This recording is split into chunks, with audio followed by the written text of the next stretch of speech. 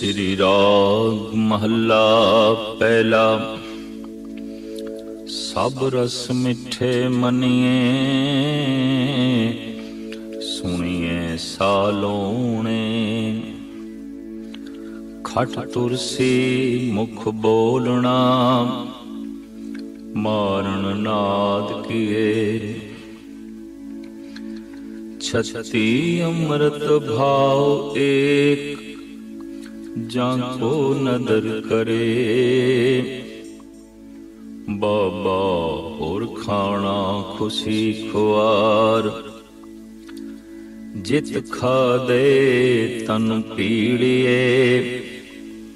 मन में चले विकार। जिंदगी दा लक्ष्य अगर असी लभीए आम दुनियावी मनुख दा, आम संसारिक इंसान दा लक्ष्य की है? मनुख क्यों जी रहा है? धन गुरु नानक देव जी महाराज ने दुनियावी मनुख दे लक्ष्य दा इस पावन पवित्र वाक दे बड़ा सुंदर चित्रण कीता है, तस्वीर कशी कीती है। आप फरमान करदे ने दुनियावी मनुख, संसारिक मनुख, आम इंसान आद आदमी खाण लई जी रहा है, पीण लई जी रहा है, पहनण लई जी रहा है, मनोरंजन लई जी रहा है, परिवार लई जी रहा है, परिवारिक खुशियां लई जी रहा है और फिर जी रहा है सौण लई, नींद। जीवन दा आखिर लक्ष्य की है? इस तो बिना होर कुछ लभना भी नहीं। खाना पीना पहनण जिंदगी दे चों कढ दईए। मनोरंजन दा सारा समान एक पासे कर दईए। परिवारिक खुशियां नू बालाए ताक ते रख दईए ते नींद नू भी एक पासे कर दईए। शायद मनुख अज ही खुदकशी कर लवे, आत्म हत्या दी सोचे, फिर मैं जीवा ही क्यों, किस लिए जीवा? जीवना आम दुनियावी मनुख दा बस इसे ਲਈ है। धन गुरु नानक देव जी महाराज दी जिंदगी दे इन्हां तमाम वस्तुआं दी प्रधानता नहीं सी, ना खाण दी, ना पीण दी, ना पहनण दी।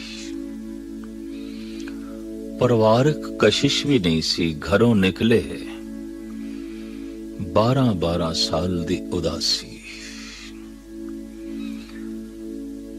जंगल दे रुखां थले होर मनोरंजन भी की हो सकदा सी। इंज कह लो सारे मनोरंजन नूं बलाए ताक ते रखिया। किधरे मरू थल दा पेंडा, किधरे पहाड़ां ते भरमन सुमेर जोगियां कोल, किधरे तनहा बयाबान जंगलां दे रुखां दे थल्ले वासा, जिसनू आम दुनियावी मनुख मनोरंजन कहंदा है। ये ते गुरु नानक दे नेड़े ही नहीं गए। परिवार खुशियां ते नींद, इस सब कुछ नो धन गुरु नानक देव जी महाराज ने बलाए ताक ते रख के दस दिता है। जीवन दा लक्ष्य सिर्फ यही नहीं है, जिंदगी दा मनोरथ सिर्फ यही नहीं है, कुछ और भी है। ये ठीक है कि इस सब कुछ तो बिना भी जीवना बड़ा औखा है, पर इस सब कुछ वास्ते जीवना भी कोई जीवना नहीं। ये जिंदगी भी कोई जिंदगी नहीं। पावन पवित्र श्री राग दा एक वाक इस दिस चार पहरे ने, चार पदे ने, इंज कह लो चार पक्ष ने। जीवन इन्हां चारां लई ही बतीत हो रहे है। प्रथम खाना है, और खाना दुनियावी मनुख दी सिर्फ शरीरक लोड़ नहीं, मन दी सोच नहीं है, मन दा चिंतन है, विचारां दे च खाना है, सोचने दे च भोजन है। उठदा बैठदा पे याद भोजन दी चल रही है, खाण दी चल रही है। लोड़ है या नहीं, सवेरे तो शाम तक चिंतन इसे दा ही चलता है। और चिंतन कर करके जद मनुख थके, फिर पहनण दी सोचनी, ते पहनण दी वक्ती पूर्ति तो बाद फिर मनोरंजन चाहिए। कोई ना कोई दुनियावी मनोरंजन जिस नाल मन परछे। और फिर परिवारक खुशियां चाहिए ने, परिवारक सहमति चाहिए है। और परिवार दे च अपना होना इंज समझे जैसे परिवार दी लोड़ है, और परिवारक खुशियां मेरे नाल जो है संबंधित ने। और फिर इस सब कुछ नू हंडांदा भोगदे होया मनुख चाहता है हुण मैं सौ जावां, हुण मैनू चंगी नींद आवे, हुण मैनू गूढ़ी नींद आवे। वाकई सब कुछ नू मनुख दी जिंदगी चों कढ़ दईए तो आम दुनियादार दी मनुख दी जिंदगी च कुछ रह भी नहीं जाता, कुछ बचदा भी नहीं। इस सब कुछ दी कशिश ना देख के माता तृप्ता जी ने एक दिन धन गुरु नानक देव जी महाराज नू साफ कह दिता, ऐ मेरे पुत्र नानक, जे तुसी किधरे घर रहो तो मैं सोने सोने पकवान बना के थानू खिलावां, और थानू खांदे होया वेख के मैनू खुशी होवे, मैनू प्रसन्नता होवे। सिर्फ खाण दी ही गल क्यों, मैं कीमती तो कीमती कपड़े लियावां और खुद सिला के थानू पहनावां। सिर्फ इतना ही क्यों, सुंदर घोड़ी उसदे उत्ते मैं चांदी दी काठी पावां, लगाम दे सोना जुड़िया होवे, और ऐसी सुंदर घोड़ी असवारी लई होर तरह दे मनोरंजन दे साधन तरह तरह दे मैं थोड़े लई मुहैया करा। फिर थोड़ा परिवार है, परिवारिक खुशियां माणो, फिर सुख दी नींद सोवो। उसनू आख्या जा रहा है जो हर वक्त सुख दी नींद विच है, हर वक्त आनंदी से जाते, हर वक्त खेड़े ते खुशियां दे माहौल दे जो जी रहा है, और जिसनू कहंदे ने ब्रह्मानंद, जो हर वक्त ब्रह्मानंद दे माहौल दे जी रहा है। ये सारा सलाह मशवरा उसनू दिता जा रहा है। अक्सर ऐसा होया कि जद किसी मनुख दी शिखर ते पहुंची है सुरत, तो शिखर ते पहुंच के जो कुछ वो बोले है वो दुनियादार दे कन्ना तक नहीं पहुंचे। थल्ले खड़दे च खड़े हुए मनुख ने जो कुछ आख्या है उन्हों अनसुना कीता है उसने, जो शिखर ते खड़ा है, जो बुलंदियां ते खड़ा है, तो तालमेल नहीं बैठे। बहुत सारे अवतारी पुरुषां दा संसार दे च आगमन अजाई चला गया, अकारत चला गया। वो इतनी शिखर तो बोले, इतनी बुलंदी तो बोले, जो थल्ले खड़ दे च खड़ा सी उसने सुनिया ही नहीं। ਉਹਦੇ ਸਿਰ ਦੇ ਉੱਪਰੋਂ ਲੰਘਿਆ, ਉਸਦਾ ਤਾਲਮੇਲ ਹੀ ਨਾ ਬੈਠਿਆ। ਉਹਨੇ ਸ਼ਾਇਦ ਐਵੇਂ ਹੀ ਕੋਈ ਗੂੰਜਦੀ ਹੋਈ ਆਵਾਜ਼ ਮਹਿਸੂਸ ਕਰ ਲਈ, ਖਾਸ ਨਹੀਂ ਹੈ। ਔਰ ਜਦੋਂ ਖੱਡ ਦੇ ਚ ਬੈਠ ਕੇ ਖੱਡ ਭਰੇ ਬੋਲ ਬੋਲਦਾ ਰਿਹਾ, ਉਹਦੇ ਬੋਲਾਂ ਦੇ ਚ ਵੀ ਖੱਡ ਸੀ। ਜਿੱਥੇ ਉਸਦਾ ਤਨ ਖੱਡ ਦੇ ਚ ਖੜਾ ਸੀ, ਉਸਦੀ ਬੋਲਣੀ ਵੀ ਖੱਡ ਨੁਮਾ ਸੀ। ਬੋਲ ਵੀ ਬੜੇ ਨੀਵੇਂ, ਬੋਲ ਵੀ ਬਿਲਕੁਲ ਹੀ ਖੱਡ। ਔਰ ਉਹਨਾਂ ਬੋਲਾਂ ਨੂੰ ਕੋਈ ਮੰਨ ਲਵੇ ਤਾਂ ਇੰਜ ਹੈ ਜਿਵੇਂ ਜ਼ਿੰਦਗੀ ਨੂੰ ਕਿਸੇ ਖੱਡ ਦੇ ਚ ਗਿਰਾਣਾ ਹੋਵੇ, ਕਿਸੇ ਗੱਡੇ ਦੇ ਸੁੱਟਣਾ ਹੋਵੇ। ਤਾਂ ਇਸ ਤਰ੍ਹਾਂ ਦੇ ਬੋਲਾਂ ਨੂੰ ਪਰਮ ਪੁਰਖਾਂ ਨੇ ਅਣਸੁਣਾ ਕਰ ਦਿੱਤਾ। ਵਾਂਝੀ ਰਹਿ ਗਈ ਇਹ ਦੁਨੀਆ ਉਸ ਮਹਾਨ ਬੋਲਾਂ ਤੋਂ। ਔਰ ਇਸ ਤਰ੍ਹਾਂ ਜਗਤ ਦਾ ਪੂਰਨ ਤੌਰ ਤੇ ਕਲਿਆਣ ਅੱਜ ਤੱਕ ਨਹੀਂ ਹੋ ਸਕਿਆ। ਨਹੀਂ ਤੇ ਕਿਤਨੇ ਮਹਾਂਪੁਰਸ਼ ਆਏ, ਕਿਤਨੇ ਅਵਤਾਰ ਆਏ, ਲਕਸ਼ ਤੇ ਉਹਨਾਂ ਦਾ ਇਹੀ ਸੀ ਕਲਿਆਣ ਕਰਨਾ ਹੈ, ਕਲਿਆਣ ਕਰਨਾ ਹੈ।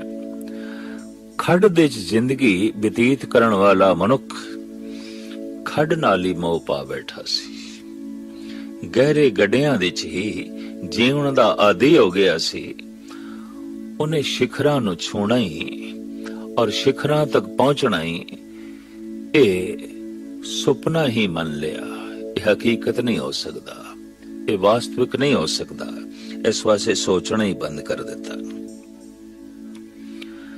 ਮਾਤਾ ਤ੍ਰਿਪਤਾ ਜੀ ਨੇ ਜਦ ਆਖਿਆ, ਲਾਲ ਜੀ ਕਿਤਨੇ ਤਰ੍ਹਾਂ ਤਰ੍ਹਾਂ ਦੇ ਪਦਾਰਥ ਨੇ, ਮੈਂ ਬਣਾਵਾਂ, ਤੁਸੀਂ ਖਾਓ, ਮੈਨੂੰ ਖੁਸ਼ੀ ਹੋਵੇ, ਤੁਸੀਂ ਆਨੰਦ ਮਾਣੋ। तो सदगुरु कहते हैं, मां जी फिर थानू आनंद ही माणना चाहिए। ऐसा केड़ा पदार्थ है कि मैं नहीं छकदा। तृप्ता जी कहन लगियां, मैं ते मर्दाने तो सुनिया कई कई दिन तक बाहर भोजन नसीब नहीं होता। कई कई दिन बिना खाणियां दे ही लंघ जांदे ने। और खाना पहल है, खाना अवल है। इतनी गल स्पष्ट है कि 4 दिन का जो भुखा मनुख है उसका मनोरंजन नाल संबंध टूट जाएगा, परिवारक खुशियां नाल संबंध टूट जाएगा। की पहनना है और किस ढंग नाल पहनना है, इसकी चाहत भी मिट जाएगी। हर तरह की चाहत नूं भुख खत्म कर देंदी है। भुख इको ही चाहत रखती है कि सिर्फ भुख मिटे, मेरी पूर्ति होवे। तो ये सब तो प्रथम है। भुखे मनुख लई मनोरंजन बेमैनी है, परिवार खुशियां बेमैनी ने, तरह तरह के वस्त्रां दा पहनना बिल्कुल बेमैनी है। तो खाना पहले है। और ये गल स्पष्ट है कि बहुत सारी दुनिया खाण लई जी रही है। सारे दा सारा पशु उन्हां दी जिंदगी दे ते पहनना है ही नहीं, उन्हां दी जिंदगी दे ते परिवारक खुशियां है ही नहीं। सारे पशु खाण लई जी रहे हैं। और की है, पशु जगत सिर्फ खाण लई जी रहे है। पंछियां दा जगत सिर्फ खाण लई जी रहे है। चौपाए जानवरां दा जगत सिर्फ खाण लई जी रहा है। अगर उन्हां दी कोई सोचनी है ते कम करदी है तो सिर्फ खाण लई कम करदी है। और सारी भज दौड़ खाने दी तलाश है, रिज़्क दी तलाश है, खुराक दी तलाश है, और कुछ नहीं। और गज़ब दी गल है कि पशु खांदियां खांदियां रजदा भी नहीं, खाई जांदा है, क्योंकि होर कोई लक्ष्य ही नहीं कि थोड़ा जिहा लक्ष्य नूं बदले। मनुख दे खाण दे नाल नाल कुछ पहनना भी है, पहनण दे नाल नाल कुछ मनोरंजन भी है। ਮਨੋਰੰਜਨ ਦੇ ਨਾਲ ਕੁਝ ਪਰਿਵਾਰਕ ਖੁਸ਼ੀਆਂ ਵੀ ਨੇ। तो इस तरीके नाल मनुख दी जिंदगी थोड़ी वंडी जाती है, बिखर जाती है। पशु कोल सिवाय खाने तो होर कुछ नहीं, तो चूंकि खाना ही लक्ष्य है ते खाण तो इलावा होर कुछ है नहीं, इस वास्ते पशु अक्सर अधिक खा जाते हैं, ज्यादा खा जाते हैं, बहुत खा जाते हैं। धन गुरु नानक देव जी महाराज माता तृप्ता जी नूं समझांदे ने, मां जी मैं तरह तरह दे पकवान रोज खाना, केड़े? तो आप कहंदे ने, सब रस मिठे मनिए, सुनिए सालोणे। मां जो मैं परमात्मा दा नाम मन लिया और मेरा भरोसा जो उस ईश्वर दे नाम दे जम गया, बैठ गया, ये मानो मैं सारी मिठास दा आनंद मान लिया। ऐसा केड़ा मिठा पदार्थ है जिसदा रस मैं नहीं मानिया? हकीकत है, एक सच्चाई है। जदों भी कोई मनुख इस मिठास दा आनंद जिंदगी च पहली दफा माणदा है, सब कुछ फिक्का हो जाता है। बिखे मन फीका त्यागरी सखिए, नाम महा रस पियो। इस वास्ते परमात्मा दे नाम नू रस नहीं आख्या, महारस। सारी मिठास जिस दे च है, और ऐसी मिठास जिसनू किसी भी बैरूनी मिठास नाल तशबीह दे के समझाया भी नहीं जा सकता, प्रगट भी नहीं किया जा सकता। महाराज कहने, जो ये मैं मन लिया है, मन दियां ही सारी मिठास अंदर प्रवेश कर गई है। कदी बगौर मुताला कर रही है, कथा दा सुनना, कीर्तन दा सुनना, धर्म मंदिरां दे जाना, ध्यान साधना करनी, सारा धर्म कर्म कांड अपनाना महज इस वास्ते ही है कि किसी तरीके नाल मन परमात्मा नू परमात्मा करके मन लवे, और तो कोई मतलब ही नहीं है। और जिसदा मन जितना मनदा जाएगा, अध्यात्मिक तल ते उतना ही उन्नत होंदा जाएगा, उतना ही महान होंदा जाएगा, उतना ही अग्रसर होंदा जाएगा। तो साहिब कहते ने, सब रस मिठे मनिए, सुनिए सालोणे। सलूणा नमकीन ये भी रसां दे चों एक महान रस है। गुरु घर दे निहंग संग इसनू सर्व रस कहते ने। दाल दे च पाइए होर रस, सब्जियां दे च पाइए होर रस। वख वख सब्जियां दे जिस ढंग नाल पांदे जा रहे हैं, लूण अपना रस बनाई जाता है, और इसे ही लूण नू एक पासे कर दो, हर सब्जी बेस्वाद, हर दाल बेस्वाद, हर पकवान बेस्वाद। ठीक ही नाम देता है, सर्वरस। बहुत सारे रसां दी खान है ए नमक। महाराज कहते जो उसकी उस्तत में सुनना और सुन सुन के जो आनंदित होना, और जिहड़ा रस अंदर पैंदा है, मनो जगत दे जितने सलूणे पदार्थ ने मैं सारे खा ले, मैं सारे चख ले, सारे पदार्थां दा आनंद मान लिया। सब रस मिठे मनिए, सुनिए सालोणे। जबान दे अनेका मुख्तलिफ रस मन्ने गए ने। उहदे च खट्टा है तुरशीन, खट मिठड़ा है, करकरा है, ਸਤਿਗੁਰ ਉਸ ਦਾ ਵੀ ਜ਼ਿਕਰ ਕਰਦੇ ਨੇ। ਖਟ ਤੁਰਸੀ ਮੁਖ ਬੋਲਣਾ, ਮਾਰਨ ਨਾਦ ਕੀਏ।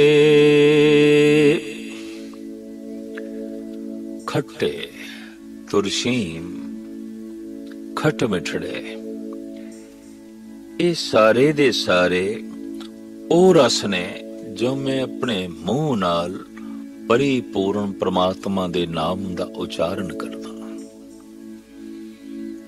ਜਿਤਨੇ ਖੱਟ ਮਿਠੜੇ ਰਸ ਨੇ, ਜਿਤਨੇ ਤੁਰਸ਼ੀਮ ਰਸ ਨੇ, ਸਾਰੇ ਦੇ ਸਾਰੇ ਰਸਾਂ ਦਾ ਮੈਂ ਆਨੰਦ ਉਦੋਂ ਮਾਣ ਲੈਣਾ ਜਦ ਰਸਨਾ ਉਸ ਦੇ ਬੋਲ ਬੋਲਦੀ ਏ, ਜਦ ਰਸਨਾ ਉਸ ਦਾ ਜਪ ਜਪਦੀ ਏ। ਔਰ ਇਹਨਾਂ ਸਾਰੇ ਪਦਾਰਥਾਂ ਦੇ ਚ ਮੈਂ ਮਸਾਲੇ ਕਿਹੜੇ ਪਾਏ ਨੇ? ਨਾਦ, ਸੰਗੀਤ ਦਾ ਮੈਂ ਮਸਾਲਾ ਪਾਇਆ। ਸੁਣਦਾ ਸੰਗੀਤ ਦੇ ਚ, ਬੋਲਦਾ ਸੰਗੀਤ ਦੇ ਚ। ਤੋ ਜਦ ਬੋਲਦਾ ਤੇ ਸੁਣਦਾ ਮੈਂ ਸੰਗੀਤ ਦੇ ਚ, ਸੁਣਨਾ ਹੋਰ ਰਸਦਾਇਕ ਹੋ ਜਾਂਦਾ ਹੈ, ਬੋਲਣਾ ਹੋਰ ਰਸਦਾਇਕ ਹੋ ਜਾਂਦਾ ਹੈ। ਗੁਰੂ ਨਾਨਕ ਦੀ ਇਹ ਗੱਲ ਅੱਜ ਦੇ ਯੁੱਗ ਦੇ ਤੇ ਬੜੀ ਸਾਰਥਿਕ ਆਉਂਦੀ ਜਾ ਰਹੀ ਹੈ ਕਿ ਕਲ ਯੁਗ ਮੇ ਕੀਰਤਨ ਪ੍ਰਧਾਨਾ। ਹਰੀ ਦੀ ਕੀਰਤੀ ਰਾਗਾਂ ਨਾਲ ਗਾਇਨ ਕਰਨੀ ਔਰ ਸੁਣਨੇ। ਜਿੱਥੇ ਸਤਿਗੁਰ ਨੇ ਕਹਿ ਦਿੱਤਾ ਸੀ ਕਲ ਯੁਗ ਦੇ ਵਿੱਚ ਈਸ਼ਵਰ ਪ੍ਰਾਪਤੀ ਦਾ ਇਹ ਪ੍ਰਧਾਨ ਸਾਧਨ ਹੈ, ਅੱਜ ਅਸੀਂ ਦੇਖਦੇ ਪਏ ਹਾਂ ਥੱਕਿਆ ਹੋਇਆ ਮਨੁੱਖ ਜ਼ਿਹਨੀ ਤੌਰ ਤੇ, ਸਰੀਰਕ ਤੌਰ ਤੇ, ਔਰ ਬਹੁਤ ਸਾਰੇ ਫਿਲਸਫੇ ਇਹ ਪੜ੍ਹਿਆ ਹੋਇਆ ਔਰ ਅਜੋਕੇ ਗਿਆਨ ਵਿਗਿਆਨ ਨੂੰ ਇਹ ਸਮਝਦਾ ਹੋਇਆ, ਕਾਲਜ ਤੇ ਬੜੀਆਂ ਬੜੀਆਂ ਯੂਨੀਵਰਸਿਟੀਆਂ ਤੋਂ ਨਿਕਲਿਆ ਹੋਇਆ, ਵਿਸ਼ਵ ਵਿਦਿਆਲਿਆਂ ਤੋਂ ਨਿਕਲਿਆ ਹੋਇਆ ਇਹ ਮਨੁੱਖ ਅੱਜ ਇਸ ਨੂੰ ਅਗਰ ਕੀਰਤਨ ਦੀ ਖੁਰਾਕ ਨਾ ਮਿਲੇ, ਨਾ ਦਿੱਤੀ ਗਈ, तो इसके पागल होने कोई देर नहीं है। ये प्रधान साधन है। संसार नूं इसने बहुत कुछ जान लिया, इनू कथा राही जनाण दी हुण कोई लोड़ नहीं है कि संसार की है। इत्थे विद्यालयां चों सिख के आ गया है पदार्थ की ने, संसार की है। इहदे च हुण वक्त जाया करना बिल्कुल बेमैनी है। हुण ते दसना चाहिए उस परिपूर्ण परमात्मा दे गुण की ने ते उन्हां गुणां नूं प्राप्त किवें करिए, ते जे किधरे उहदे गुणां नूं रागां दे विच मिश्रित करके गा के प्रगट कीता जाए तो उहदे गुण ते रसदायक ने, राग होर रसदायक कर देंदे ने। संगीत ऐसा कम करदे ने जैसे कुछ मसाले पा दिते गए ने ते भोजन होर स्वादी हो गया है। तो अज दे इस कलयुग दे दौर दे च गुरु नानक दी ये गल विश्व व्यापी सार्थिक होंदी जा रही है कि कलयुग में कीर्तन प्रधाना, जोगी भी कीर्तन करन लग पे ने, सन्यासी भी कीर्तन करन लग पे ने, साजां दियां धुनां चर्च दे च भी वजन लग पईयां ने, कवाली संगीत मस्जिदां दे च भी आ गया, दरगाहां दे च भी आ गया, काबेयां दे च भी आ गया है।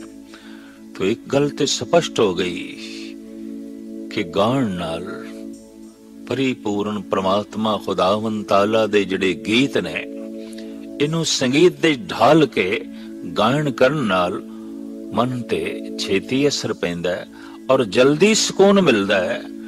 तो जिथे गुरु नानक दे कोलों ये रबाब दी धुन छिड़ी सी, गुरुद्वारियां तो उठ के अज मंदिर मस्जिद ते चर्चां तक भी पहुंची है और संगीत दे आसरे ते परिपूर्ण परमात्मा दे गीत गुण गायन करके परमात्मा नाल जुड़न दे वसीले लभ रहे ने।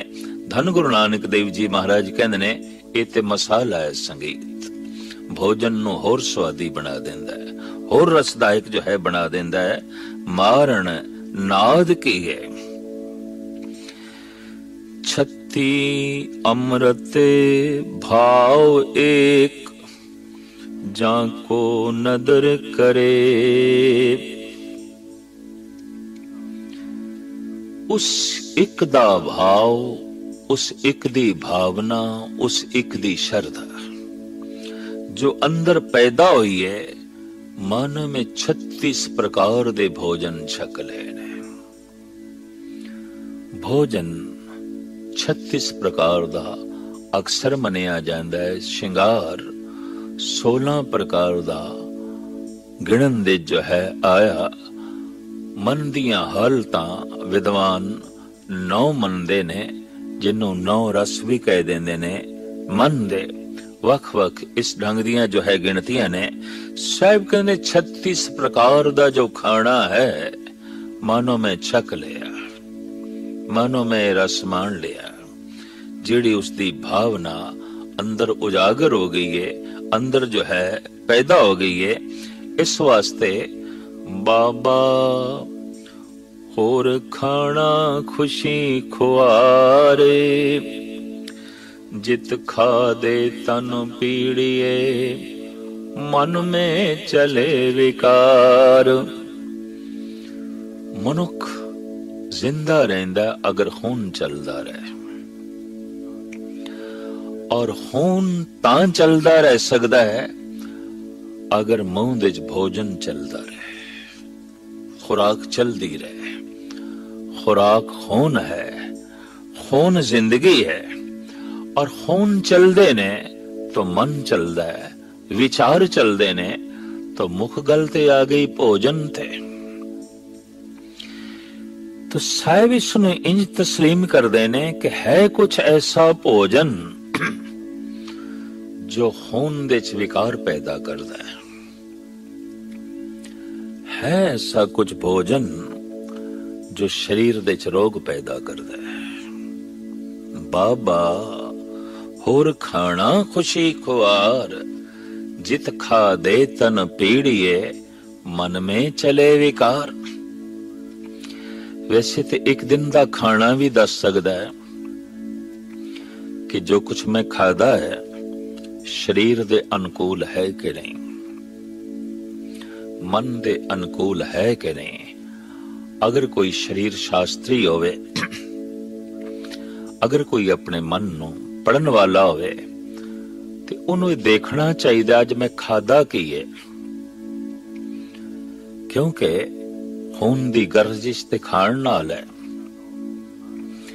विचारां दा दौर ते खाण नाल है। मन दे च विकार आ गए ने, तन दे च पीड़ा आ गई है, ये ते खाना दोषी है। और जे खाना दोषी है तो मनुख दोषी हो जाता है, विचार दोषी हो जाते ने, शरीर रोगी हो जाता है। धन गुरु नानक देव जी महाराज दी ये मनोत है कि बेशतर शरीरक रोग और मानसिक विकार इन्हां दा मूल कारण है आहार।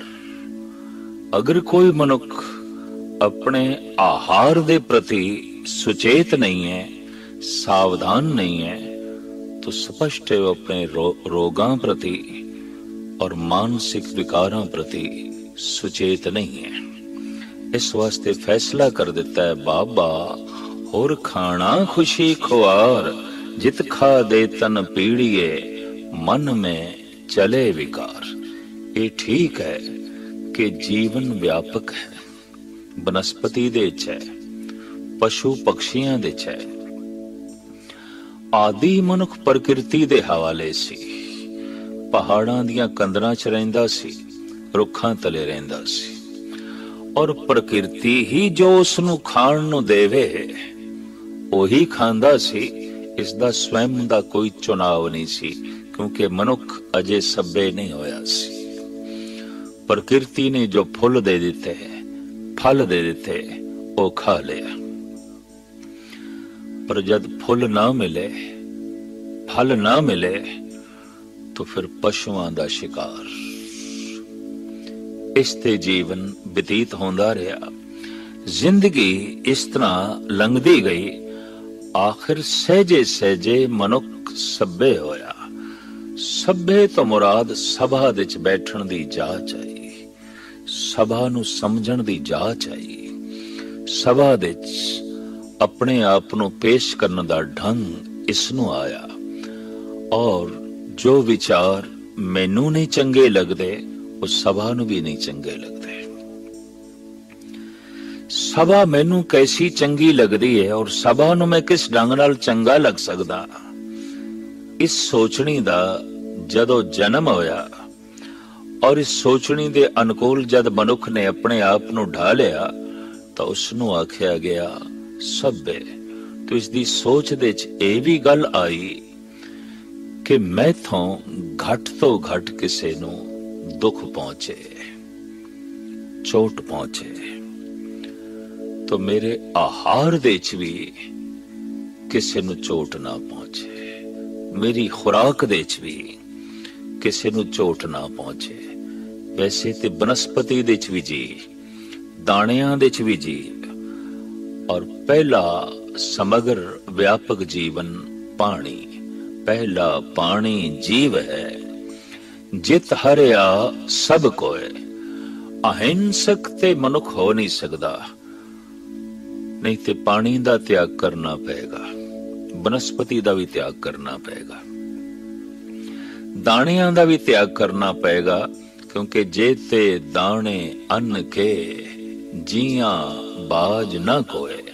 बस इतनी सोचनी अंदर जन्म लवे कि मेरे आहार तो दूसरे नूं चोट घट पहुंचे। पशुओं का कुछ ऐसा जगत भी है जिथे मन विकसित हो गया है और मानसिक पीड़ा महसूस होती है, और जिथे मानसिक पीड़ा ज्यादा महसूस होवे उस पशु नूं भी मनुष्य जैसा समझना चाहिए, मनुख जैसा समझना चाहिए। पर जिथे मानसिक सोचनी नहीं, मानसिक पीड़ा नहीं, सिर्फ शरीरक ही पीड़ा है, तो वो बनस्पति जैसे ने, वो दाणियां जैसे ने। क्योंकि दाणियां नूं भी जद बुनदे हां तड़पदे ओ भी ने, दाणियां नूं भी जद भुनदे हां उछलदे ने, तड़पदे ने, आवाज भी करदे ने, तिड़-तिड़ करदे ने। ਇਹ ਇਹਨਾਂ ਦੇ ਚੀਖਣ ਦੀ ਆਵਾਜ਼ ਹੈ। ਤੜਪਦੇ ਹੋਏ ਕਿਸੇ ਪਸ਼ੂ ਨੂੰ ਵੇਖ ਕੇ ਅਗਰ ਮਾਨਸਿਕ ਪੀੜਾ ਮਹਿਸੂਸ ਹੋਵੇ ਤਾਂ ਉਸ ਨੂੰ ਤੜਪਦੇ ਹੋਏ ਦਾਣਿਆਂ ਨੂੰ ਵੇਖ ਕੇ ਵੀ ਪੀੜਾ ਮਹਿਸੂਸ ਹੋਣੀ ਚਾਹੀਦੀ ਹੈ, ਦਰਦ ਮਹਿਸੂਸ ਹੋਣਾ ਚਾਹੀਦਾ ਹੈ। ਫਿਰ ਵੀ खुराक खान लगिया उदी ए सोचनी होवे कि मेरे आहार तो दूसरे नूं घट तो घट ही चोट पहुंचे, ताकि ऐसा आहार मैनू चोट ना पहुंचावे। जिस आहार ने दूजियां नूं चोट पहुंचाई है, ये आहार इसनूं भी चोट पहुंचाएगा, इहदे तन नूं रोगी करेगा, इहदे मन नूं पीड़ित करेगा। करीबन 90% मनुख दी अज खुराक ऐसी है दूजियां नूं चोट पहुंचा के हासिल की जा रही है।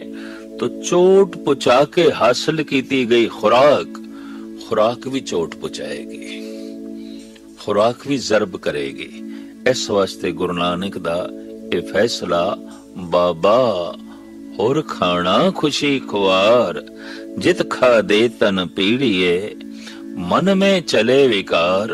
हे बाबा, हे मेरे मित्र, हे सियाणे, सुचेत रह, तेरे शरीरक रोगां लई, तेरी मानसिक पीड़ा लई 90% ते जिम्मेवार है तेरा आहार।